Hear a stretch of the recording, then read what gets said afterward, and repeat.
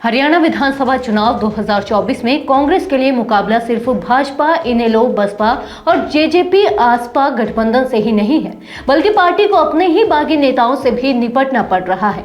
कांग्रेस से टिकट न मिलने के कारण 24 बागी उम्मीदवार 19 विधानसभा सीटों पर चुनावी मैदान में कूद चुके हैं, जिनमें कई पूर्व विधायक भी शामिल हैं। इस स्थिति ने कांग्रेस के लिए चुनौती खड़ी कर दी है, क्योंकि इन बागियों से पार्टी के आधिकारिक उम्मीदवारों का खेल बिगड़ सकता है।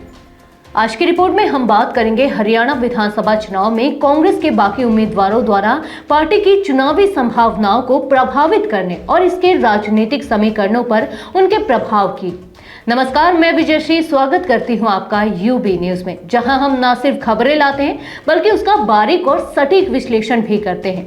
कांग्रेस के लिए इन बागी नेताओं से मुकाबला और मुश्किल हो गया है, क्योंकि वे बीजेपी और अन्य विपक्षी दलों के उम्मीदवारों के साथ साथ अपने ही बागियों से दोहरी चुनौती का सामना कर रहे हैं। 19 सीटों पर कांग्रेस के बागी नेताओं की मौजूदगी से पार्टी के आधिकारिक उम्मीदवारों को वोट कटने का डर सता रहा है, जिससे कांग्रेस की सत्ता में वापसी की उम्मीदें कमजोर पड़ सकती हैं। कांग्रेस ने अब तक केवल 3 बागी नेताओं चित्रा सरबारा, राजेश जून और शारदा राठौर को पार्टी से निलंबित किया है। हालांकि बाकी बागियों पर पार्टी ने अब तक कोई ठोस कार्रवाई नहीं की है, शायद इसलिए कि चुनाव के बाद गठबंधन की स्थिति में इन बागियों की मदद ली जा सके।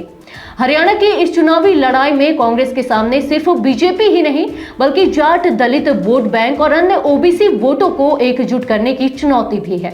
कुमारी सैलजों की नाराजगी और दलित वोट बैंक के असंतुलन ने कांग्रेस के समीकरण को और उलझा दिया है। वही बीजेपी सत्ता विरोधी लहर के बावजूद अपने मजबूत चुनावी नेटवर्क के जरिए कांग्रेस के लिए कठिनाइयां बढ़ा रही है।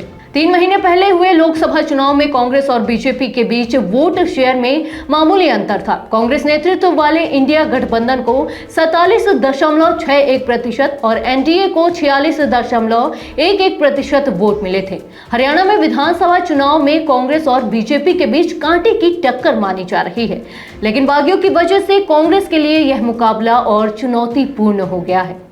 कांग्रेस के बागी नेताओं के निर्दलीय चुनाव मैदान में उतरने से हरियाणा की चुनावी जंग रोचक हो गई है और अब देखना होगा कि बागी उम्मीदवार कांग्रेस के आधिकारिक उम्मीदवारों के लिए कितना बड़ा रोड़ा साबित होते हैं।